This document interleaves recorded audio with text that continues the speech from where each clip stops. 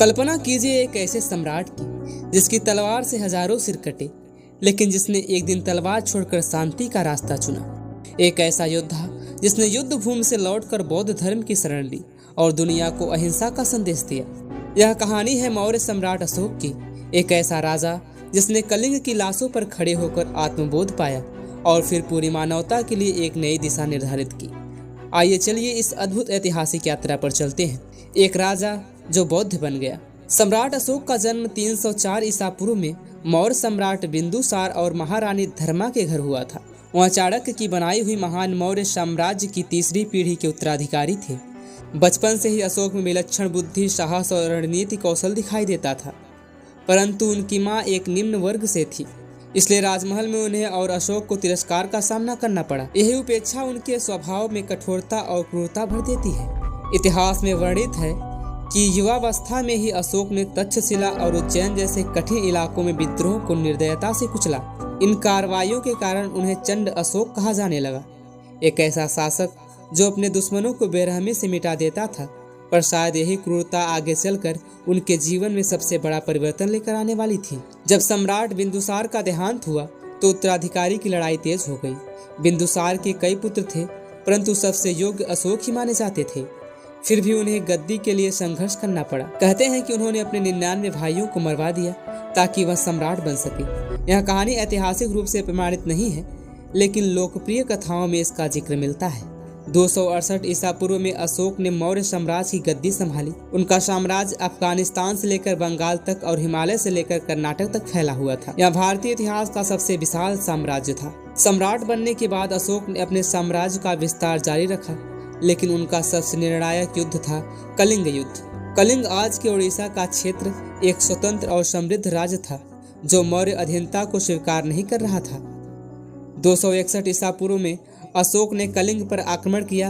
यह युद्ध भयंकर था। अनुमान है कि इस युद्ध में करीब 1 लाख से अधिक लोग मारे गए और लाखों घायल व विस्थापित हुए। जब युद्ध के बाद अशोक युद्ध भूमि का निरीक्षण करने पहुंचे तो उन्होंने चारों ओर लाशें, रोते हुई महिलाएं और उजड़े परिवार देखे। उनका दिल दहल उठा। इसी क्षण ने उनके जीवन को एक नई दिशा दी। कलिंग युद्ध के बाद अशोक पूरी तरह बदल गए। वे समझ गए कि असली विजय शांति में है, न कि रक्तपात में। अशोक ने बौद्ध भिक्षुओं से संपर्क किया और बौद्ध धर्म के सिद्धांतों को अपनाया। उपभुक्त नामक भिक्षु उनके आध्यात्मिक गुरु बने। उन्होंने पंचशील और अष्टमार्ग जैसे सिद्धांतों को अपनाया और धम्म को अपने जीवन का केंद्र बनाया। बौद्ध धर्म अपनाने के बाद अशोक ने अपने नीतियों में क्रांतिकारी बदलाव किया। युद्ध की नीति छोड़ दी और अहिंसा, सहिष्णुता, करुणा और जल कल्याण को प्राथमिकता दी। अशोक ने धम्म विजय की नीति को अपनाया, जिसमें उन्होंने यह घोषित किया कि असली विजय तलवार से नहीं बल्कि धर्म और नैतिकता से होती है। उन्होंने कई स्तंभ और शिलालेखों पर यह संदेश खुदवाया, जिन्हें आज भी भारत और नेपाल में देखा जा सकता है। उन्होंने अस्पताल, धर्मशाला, कुएं, सड़कें बनवाई। पशुओं और मनुष्यों की सेवा को समान दर्जा दिया। अशोक ने धार्मिक सहिष्णुता को बढ़ावा दिया। न केवल बौद्ध धर्म को बल्कि ब्राह्मणों, जैनों और अन्य धर्मों को भी सम्मान दिया। अशोक ने केवल भारत में ही नहीं बल्कि श्रीलंका, अफगानिस्तान, नेपाल, थाईलैंड और अन्य देशों में धम्म प्रचारकों को भेजा।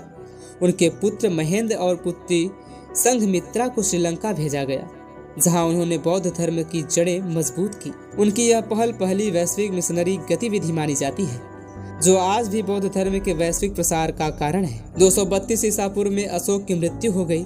उनकी मृत्यु के बाद मौर्य साम्राज्य धीरे धीरे कमजोर हो गया, लेकिन अशोक की धम्म नीति और बौद्ध मूल्यों ने पूरी मानवता को प्रभावित किया। उनकी याद में भारत ने अशोक चक्र को अपने तिरंगे में स्थान दिया। यह केवल एक प्रतीक नहीं बल्कि शांति, नैतिकता और सेवा का आदर्श है। तो यह थी कहानी उस सम्राट की जिसने लाखों की जान लेने के बाद लाखों की आत्मा को छू लिया। अशोक केवल एक राजा नहीं बल्कि मानवता के इतिहास में एक मोड़ थे, एक ऐसा मोड़ जहां तलवार झुक गई और करुणा खड़ी हो गई। अगर आपको यह कहानी प्रेरणादायक लगी हो तो वीडियो को लाइक करें, अपने विचार कमेंट में बताएं और ऐसे ही ऐतिहासिक और प्रेरणादायक किस्सों के लिए चैनल को सब्सक्राइब करना ना भूलें। धन्यवाद।